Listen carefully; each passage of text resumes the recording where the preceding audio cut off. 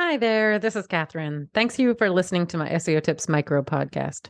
So, before we get into today's SEO tip, I just wanted to share with you the ways you can support the podcast if you're enjoying all the tips and finding them useful. So, you can send me a donation at buymeacoffee.com/Catherine W. Ong, O-N-G, and that's Catherine with a K. Any and all levels of donation are appreciated. It will help me offset the cost of producing the podcast. So, that's buymeacoffee.com/Katherinewong. I'd also encourage you to subscribe to our email list to make sure you're not missing any future episodes or any other news about the SEO Tips podcast. And to do that, you'd go to wostrategies.com/newsletter. Okay, on with today's tip.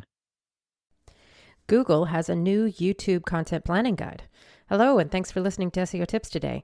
So Google published this YouTube content strategy guide, which has some really great tips for YouTubers and podcasters.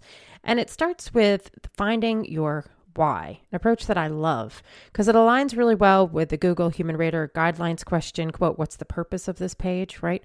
And then it breaks down, the guide does, these 3 types of content you should think about creating for your channel: hero, help, and hub content, and the frequency of each. So here's a little bit more about those different types of content. So hero content would be content that's published infrequently, usually built around a major event, moment, or idea.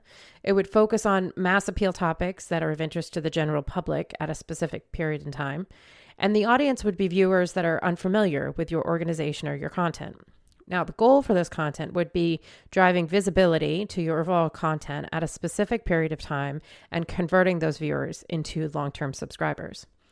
Now, the help content would be published more often than the hero content, but not necessarily on a regular basis. It would include content on evergreen topics targeted towards specific questions or areas. The audience would be broad. It would appeal to more casual viewers who don't normally engage with your channel. And the goal would be to gain viewers and convert those subscribers at a steady pace. Now, the hub content, that's the most frequent. It would be your channel's bread and butter. It would be focused specifically on your existing subscriber base, plus those viewers who have been watching but haven't yet subscribed. But either way, it's your regular viewers. And the goal would be to keep your audience coming back with this steady, consistent content published on a regular basis that appeals to their expectations and their desires, as well as providing this bank of content that new viewers could explore before subscribing. And the content would be focused on sustainable, targeted, appealing to your subscribers' tastes and expectations. And here Google suggests a couple of formats: weekly coverage, behind the scenes, interviews, explainers, Q&A, listicles, collaboration, live streams.